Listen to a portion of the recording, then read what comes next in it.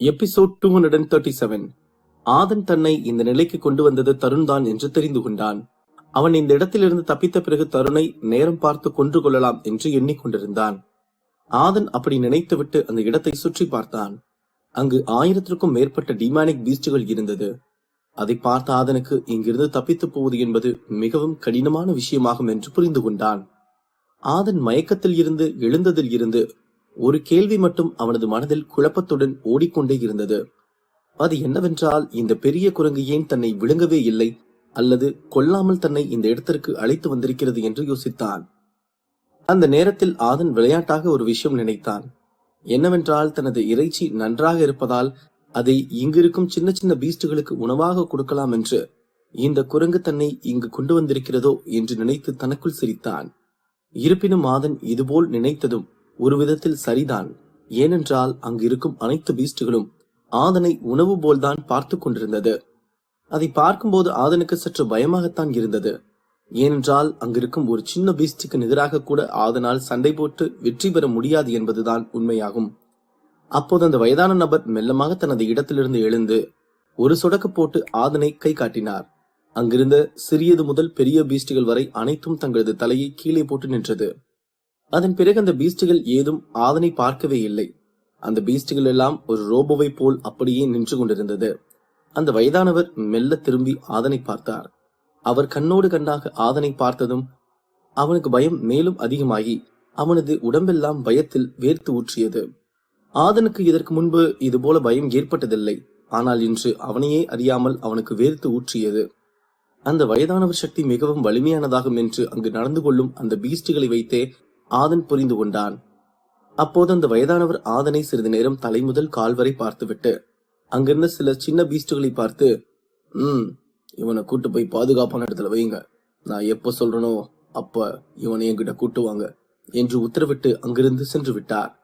அந்த வயதானவரின் தோளில் அமர்ந்திருந்த அந்த பூனை ஆதனை பார்த்து வித்தியாசமாக கத்திக்கொண்டே அவருடன் சென்று விட்டது. அந்த பூனை அழகாக இருப்பினும் அதில் ஏதோ ஒரு ஆபத்து இருக்கிறது என்று ஆதன் புரிந்து கொண்டான். இந்த பூனை தான் இருக்க பீஸ்டுகளோட ரொம்ப ஆபத்தான மிருகம்னு நமக்கு ஏன் தோணுது என்று நினைத்து குழப்பத்துடன் அந்த பூனையை பார்த்து கொண்டிருந்தான் ஆதன். அப்போது ஆதனை சுற்றி ஒரு 100கணக்கான சின்ன பீஸ்டுகள் வந்து ஆதனை ஒரு இடத்திற்கு அழைத்து சென்றது. ஆதனும் ஏதும் பேசாமல் அந்த பீஸ்டுகளுடன் அங்கிருந்து அமைதியாக நடந்து சென்றான். ஏனென்றால் ஆதனுக்கு நன்றாக தெரியும், அந்த சின்ன பீஸ்டில் ஒரு பீஸ்ட் தனது கையசைவில் ஆதனை கொல்லும் சக்தி வைத்திருக்கிறது என்று. அதனால் அமைதியாக அந்த பீஸ்டுகளுடன் சென்றான். அந்த பீஸ்டுகள் ஆதனை ஒரு காட்டுக்குள் அழைத்து சென்றது. அந்த காடு மிகவும் பெரிதாகவும் பறந்து விரிந்தும் இருந்தது. அங்கு பல அழகான மலைகள் இருந்தது. அந்த இடத்தில் பறக்கும் பெரிய பீஸ்டுகள் அங்குமிங்கும் பறந்து கொண்டு அந்த இடத்தை கண்காணித்துக் கொண்டிருந்தது. ஆனால் அந்த இடம் பசுமையாக இருந்ததுதான் ஆதனுக்கு ஆச்சரியமே. என்னத்த சொல்றது, மிருகங்க இருக்க இடம் கூட பசுமையா இருக்கு. ஆனா நம்ம மனுஷங்க இருக்க இடம் சாக்கடையா இருக்கு. இதுக்கு யார திட்டி என்ன பண்றது? நம்ம ஆளுங்களும் அதை சரி பண்றது பார்க்காம அது கூடயே வாழ பழகிட்டாங்க. வருங்காலம் என்ன ஆக போகுதோ என்று நினைத்து வருந்தினான் ஆதன். அந்த இடம் டிமானிக் பீஸ்டுகளின் தங்குமிடம் மட்டுமல்ல, இது இவர்கள் வாழும் ஒரு அழகான பூமி என்று நினைத்தான் ஆதன். அதேபோல் மனிதர்கள் வாழும் இடத்தில் மனிதர்கள் மட்டும் இருப்பது போல் இந்த இடத்தில் டிமானிக் பீஸ்டுகள் மட்டும்தான் அங்குமிங்கும் சுற்றி கொண்டிருக்கும். அங்கு ஒரு மனிதர்களை கூட ஆதன் பார்க்கவே இல்லை. அவன் பார்த்த ஒரே மனிதன் அந்த வயதானவர் தான். இந்த டிமானிக் பீஸ்டுகளுக்கும் சில தனித்துவமான விதிமுறைகளும் விதிக்கப்பட்டுதான் இருந்தது. அதில் முதல் விஷயம் என்னவென்றால், ஆதன் என்னதான் சின்ன சின்ன டிமானிக் பீஸ்டுகளிடம் சிறைப்பட்டிருந்தாலும் அவனது சுதந்திரத்தை அந்த பீஸ்டுகள் குறுக்கிடக்கூடாது என்பதுதான் முதல் விதிமுறையாகும். ஆதன் அந்த காட்டுக்குள்ளேயும் அந்த மலைக்குள்ளேயும் சென்று வரலாம். ஆனால் அவன் அந்த டிமானிக் எல்லையை தாண்டக்கூடாது. அப்படி தாண்டினால் அங்கு பறந்து கொண்டிருக்கும் பீஸ்டுகள் ஆதனை கொன்றுவிடும் அல்லது அவனை அந்த வயதானவருக்கு முன்பு அழைத்து வந்து கடுமையாக தண்டனை பெற்றுக் கொடுக்கும்.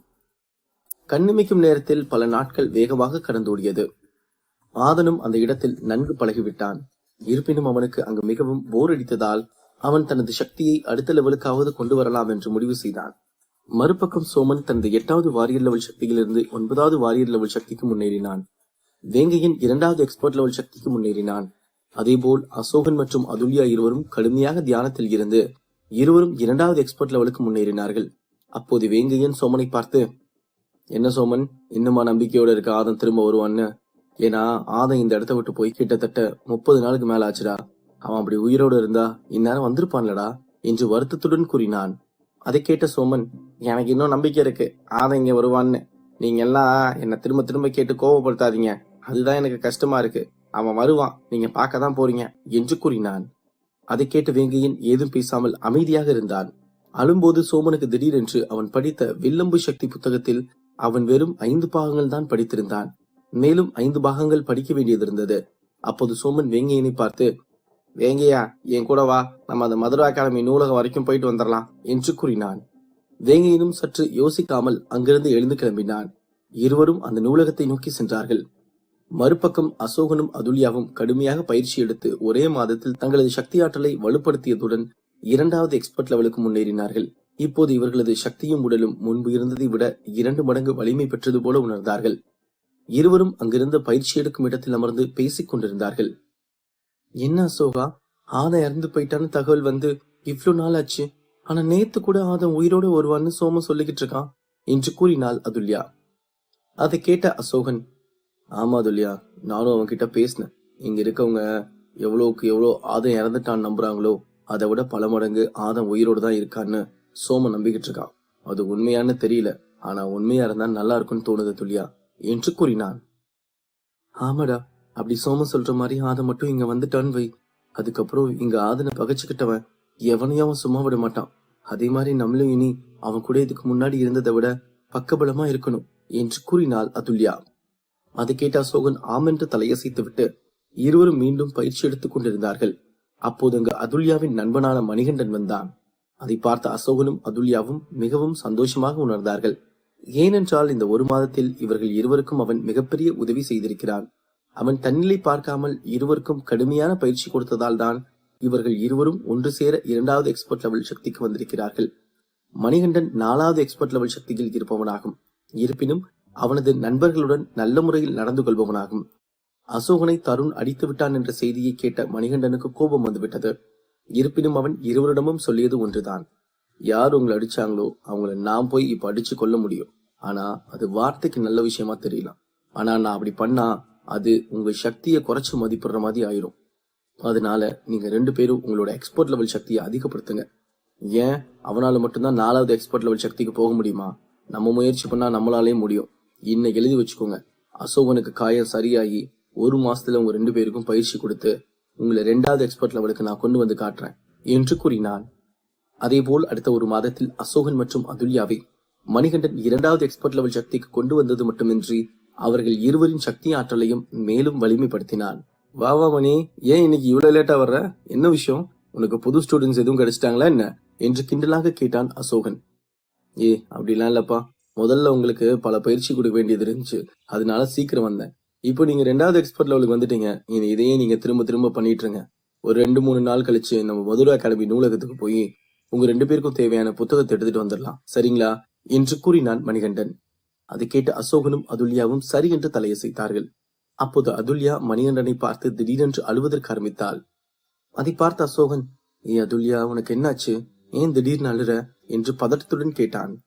அதுல்யா தனது கண்ணீரை துடைத்து விட்டு, இப்போ மணிகண்டன் நம்மள பாத்துக்கிற மாதிரி தானே ஆதனும் நம்மள பாத்துக்கிட்டான். உங்களை அடிச்சவனை கொன்னா, உங்களுக்காக அவன் உயிரை பணையம் வச்சு அந்த நட்சத்திர பள்ளத்தாக்குக்கு போய் மாத்திரை எல்லாம் கொண்டு வந்து உயிரை காப்பாத்தினான். இதெல்லாம் நினைக்கும் போது அழுகையா வருது அசோகா.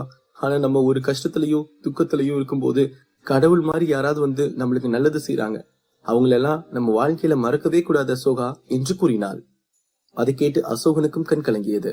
அப்போது மணிகண்டன் இருவரையும் பார்த்து, எதுக்கு நீங்க தேவையில்லாம அழுதுட்டு இருக்கீங்க? ஒருவேளை நம்ம சோமன் சொன்ன மாதிரி ஆதன் திரும்ப வந்துட்டான்னா எவ்வளவு நல்லா இருக்கும். அவன் வந்து நீங்க அழுதுட்டு இருக்கதை பார்த்தா எவ்வளவு ஃபீல் பண்ணுவான், யோசிச்சு பாருங்க. அழுகாதீங்க, நாங்க கடவுள்லாம் இல்ல, கடவுள் உங்களுக்கு அனுப்பி வச்ச நண்பர்கள். நீங்க கடவுள் அளவுக்கெல்லாம் எங்களை பேசாதீங்க, அது எனக்கு கஷ்டமா இருக்கு, கண்டிப்பா ஆதனுக்கும் கஷ்டமா இருக்கும் என்று கூறினான். நீ சொன்ன இந்த வார்த்தையை தான் ஆதனும் சொன்னா மணி. அவன் எனக்கு மாத்திரை கொண்டு வந்து கொடுக்கும் போது நான் அவனை கடவுள்னு சொன்னேன், அதுக்கு அவனும் இதே வார்த்தையை தான் சொன்னான். அதுல்யா சொல்லவும் தான் தெரியுது நீயும் ஆதனும் ஒரே மாதிரி எங்க கிட்ட நடந்துகிட்டீங்கன்னு என்று கண் கலங்க கூறினான் அசோகன். அதை கேட்ட மணிகண்டனும் கண் கலங்கி விட்டு அவன் தனது கண்களை வேகமாக துடைத்து விட்டு, 2 பேரும் இப்படி அழுதுட்டலாம், இன்னைக்கு பயிற்சி நேரத்தை தள்ளி இல்லான்னு மட்டும் நினைக்காதீங்க, எவ்வளவு நேரம் ஆனாலும் செய்ய வேண்டிய பயிற்சியை செஞ்சுதான் ஆகணும் என்று விளையாட்டாக கூறினான்.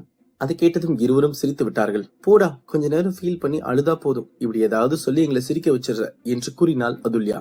சரி சரி வாங்க, நீ 2 வளரி எடுத்துட்டு பயிற்சி எடு, அசோகா, நீ 10 விரல்ல இருந்தும் பிளேட் சக்தி விடுறதை விட பார்க்கலாம். 2 பேரும் எப்படி தயாராயிட்டு வரீங்க என்ன என்று கூறினான் மணிகண்டன். அதை கேட்டு இருவரும் சிறப்பாக செய்தார்கள். அதை பார்த்த மணிகண்டன் சிறு புன்னகை செய்துவிட்டு வானத்தை பார்த்தான். கடவுளே, இந்த 2 பேரோட நிரந்தரமான சந்தோஷத்துக்காவது அந்த ஆதனை எப்படியாவது வர வச்சிருப்பா என்று நினைத்தான். அப்போது வானத்தில் இருந்து ஒரு மழை துளி வந்து மணிகண்டனின் கண்ணில் விழுந்தது. அதன் பிறகு அங்கு மழை வர ஆரம்பித்தது. மூவரும் அங்கிருந்த ஒரு மரத்தின் அடியில் நின்று பேசிக் கொண்டிருந்தார்கள். சோமனும் வேங்கையனும் அந்த மதுரை அகாடமி நூலகத்தை நோக்கி செல்லும் வழியில் மழை வந்துவிட்டதால் அவர்கள் இருவரும் அங்கிருந்த ஒரு கூடாரத்துக்கு அடியில் நின்று கொண்டார்கள். அப்போது வேங்கையன் சோமனை பார்த்து, இந்த கேள்வி உன்னை பார்த்து இந்த நேரத்துல கேட்கலாமா வேண்டாமான்னு தெரியல சோமன, ஆனா இதை கேட்டு தெரிஞ்சுக்கணும்னு தோணுது, கேட்கட்டுமா என்று கேட்டான். சோமன் வேகமாக திரும்பி வேங்கையனை பார்த்து விட்டு, என்ன விஷயம் வேங்கையா, கேளு, எனக்கு தெரிஞ்சா சொல்ல போறேன், இல்லைன்னா தெரியலன்னு சொல்ல போறேன், இதுக்கு எதுக்கு பெர்மிஷன் எல்லாம் கேட்டுட்டு இருக்க என்று கூறிவிட்டு அங்கு பொழிந்து கொண்டிருக்கும் மழையை பார்த்து கொண்டிருந்தான். அது வந்து நீ ஏன் சோமனு முன்ன மாதிரி சந்தோஷமாவும் விளையாட்டாவும் இருக்க மாட்டேங்கிற? நீ அப்படி இருக்கும்போது கூட நான் ஏன்டா இவன் இப்படி எல்லாம் பேசிட்டு இருக்கான், கொஞ்ச நேரமாவது பேசாம இருக்க மாட்டான்னு நினைச்சேன்டா. ஆனா நீ இப்படி பேசாம இருக்கிறது எனக்கு இன்னும் வலிய கொடுக்குது மச்சான். நீ சந்தோஷமா இருக்க மாட்டியாடா என்று கேட்டான் வேங்கையன். அதை கேட்டதும் சோமன் சிறிது நேரம் ஏதும் பேசாமல் யோசித்துக் கொண்டே இருந்தான். வேங்கையனும் அவனை தொந்தரவு செய்ய வேண்டாம் என்று மீண்டும் கேட்கவில்லை. அப்போது சோமன் வேங்கையனை பார்த்து, என் சந்தோஷமே என்கிட்ட இல்ல, அப்புறம் எப்படிடா நான் சந்தோஷமா இருப்பேன் என்று கூறினான். அதை கேட்ட வேங்கையனுக்கு முதலில் புரியவில்லை. ஆனால் அதன் பிறகு சோமன் ஆதனைத்தான் சொல்கிறான் என்று புரிந்துவிட்டது. அவன் சோமனை பார்த்து, சோமனு என்று பேசுவதற்கு வந்தான்.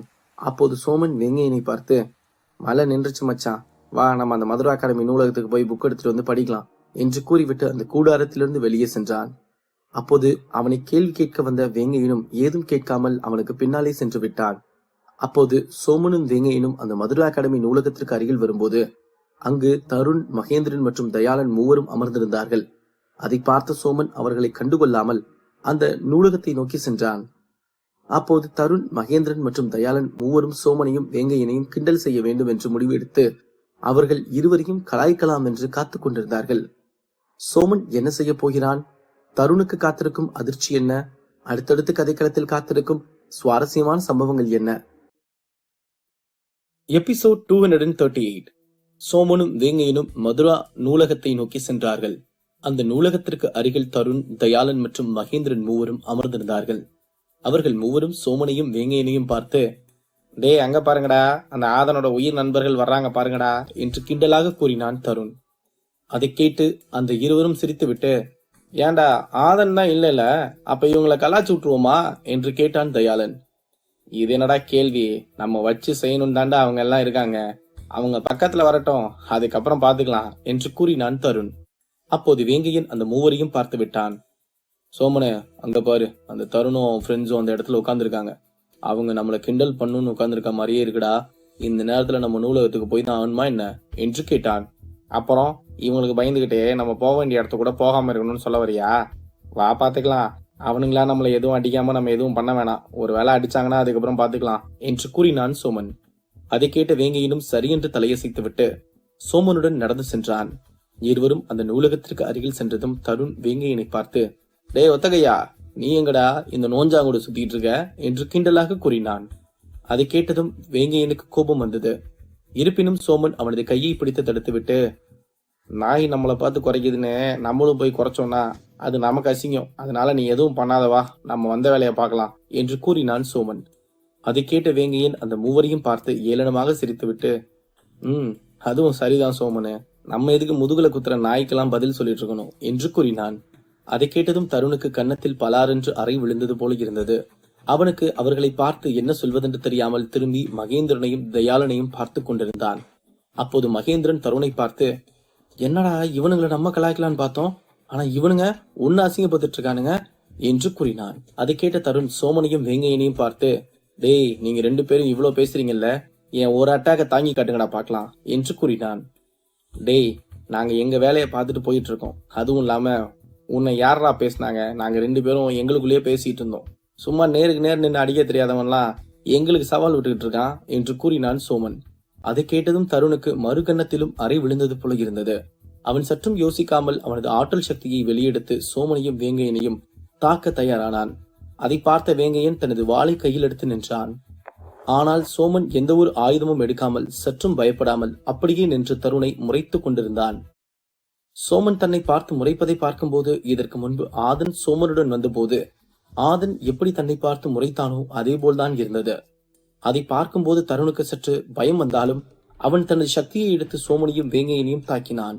அந்த சக்தி மிகவும் வேகமாக வந்து கொண்டிருந்தது. வேங்கையனும் தனது வாளை வைத்து பயந்து கொண்டுதான் அதை எதிர்கொள்ள நின்று கொண்டிருந்தான். அப்போது சோமனுக்கு இடதுபுறம் இருந்து ஒரு சக்தி வந்து தருணின் சக்தியை முறியடித்தது. அதை பார்த்து அங்கிருந்த அனைவரும் பேரதிர்ச்சி அடைந்தார்கள். ஆனால் சோமன் மட்டும் எந்த ஒரு உணர்ச்சியும் காட்டாமல் அப்படியே நின்று கொண்டிருந்தான். அந்த பக்கம் இருந்து வந்த சக்தி மதுரா அகாடமி நூலகத்தின் பொறுப்பாளர் ஜெயராமனின் சக்திதான்.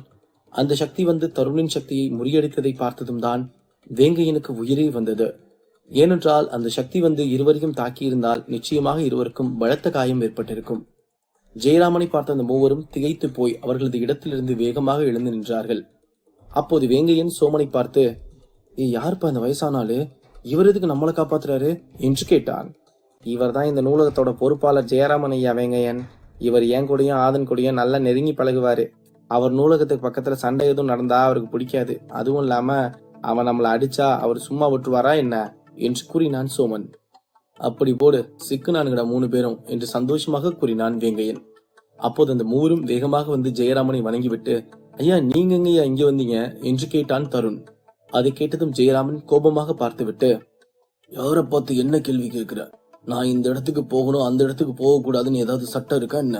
2 அப்பாவை பசங்களை நீங்க கிண்டல் பண்ணிட்டு அடிக்க போவீங்க, உங்களெல்லாம் பார்த்துட்டு நான் சும்மா இருக்கணுமா என்று கேட்டார். இல்லைங்கய்யா என்று கூறிவிட்டு பேசுவதற்கு வந்தான் தருண்.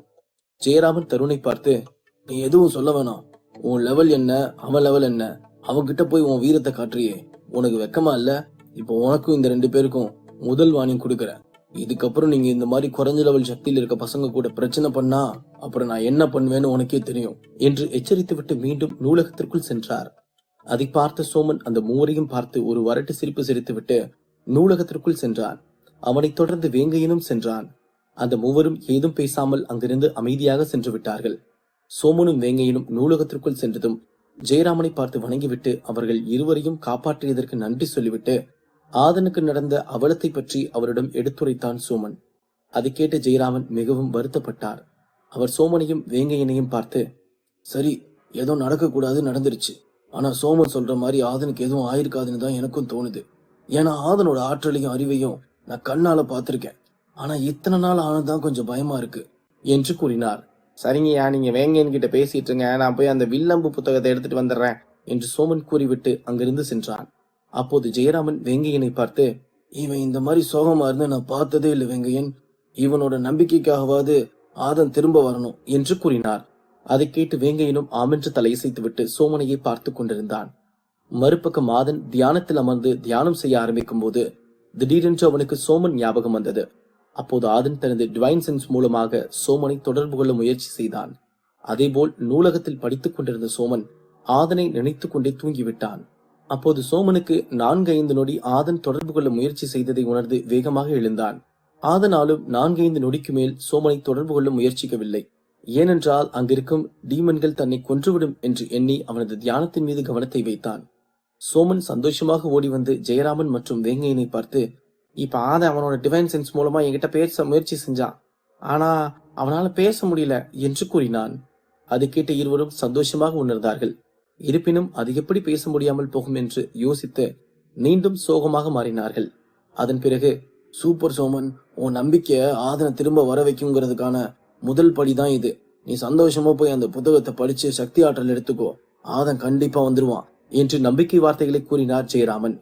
அதை கேட்ட சோமனும் சரியென்று தலையசைத்து விட்டு தனது ஆழ்ந்த கண்ணீரை துடைத்துவிட்டு வேகமாக முதல் தளத்திற்கு சென்று படிக்க ஆரம்பித்தான். அவன் முன்பை விட இப்போது மிகவும் வேகமாக படித்து புரிந்து கொள்ள ஆரம்பித்தான்.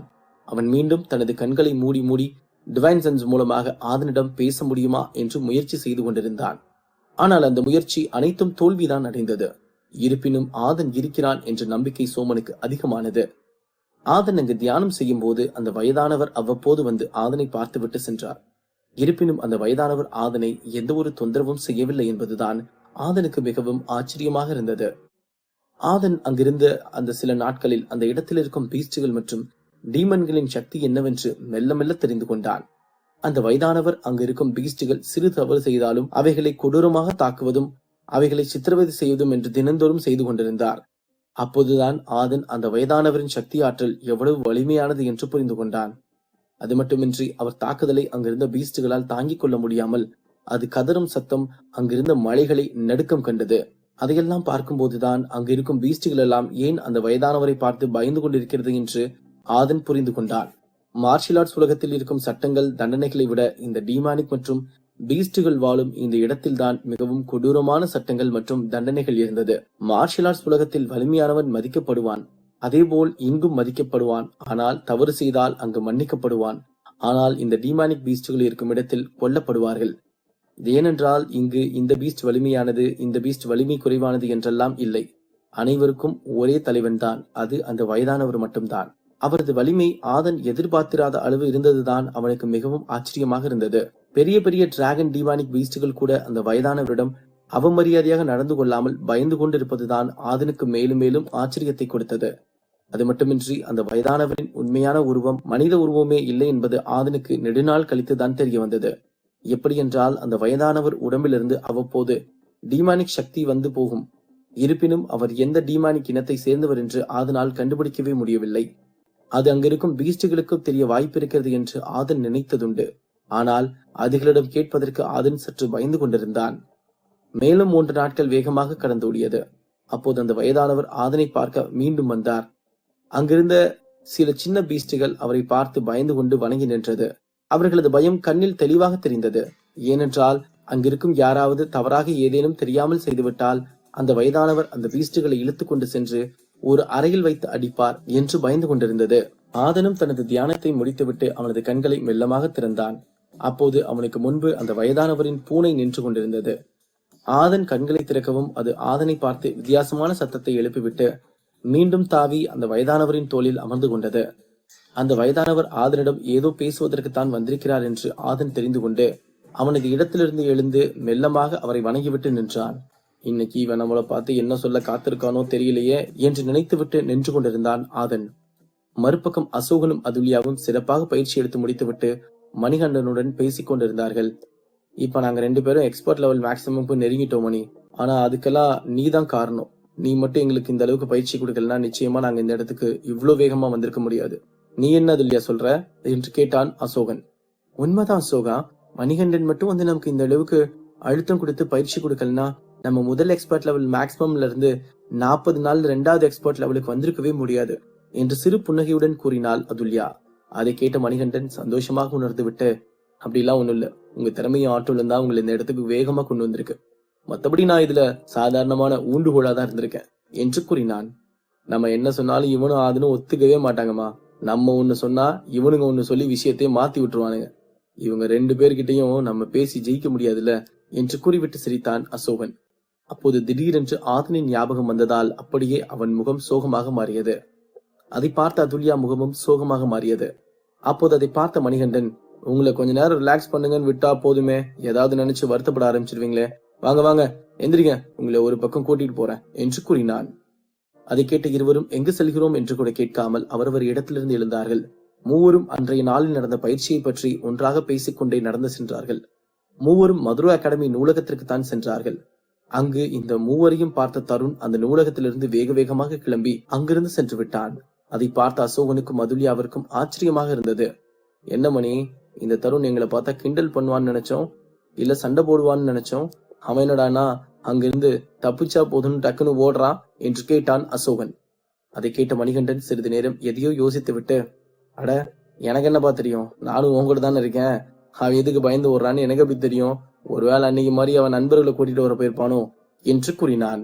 அதுல்யா அசோகனை பார்த்து, மணிகண்டன் சொல்றது சரிதான் அசோகா, இவனும் நம்ம கூட தானே இருக்கான், இவனுக்கு மட்டும் எப்படி தெரியும் என்று கூறிவிட்டு திரும்பி மணிகண்டனை பார்த்தாள். மணிகண்டன் எதையோ மறைப்பது போல தெரிந்து கொண்டாள் அதுல்யா. அப்போது அசோகன், ஆமாமா சரி வாங்க, நம்ம 3 பேரும் நூலகத்துக்குள்ள போலாம் வாங்க என்று கூறினான்.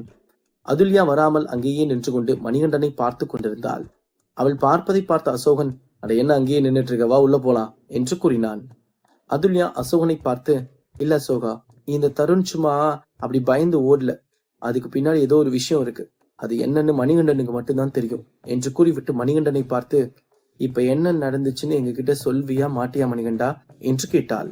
அதை கேட்டதும் மணிகண்டனுக்கு என்ன சொல்வதென்று தெரியாமல் அங்குமிங்கும் முழித்துக் கொண்டிருந்தான். அதை பார்த்த அசோகனும் மணிகண்டனின் பதிலுக்காக காத்து கொண்டிருந்தான். மணிகண்டன் என்ன சொல்ல போகிறான்? மறுபக்கம் வயதானவர் ஆதனுக்கு கொடுக்க போவது என்ன? அடுத்தடுத்த கதைக்களத்தில் காத்திருக்கும் விறுவிறுப்பான நிகழ்வுகள் என்ன?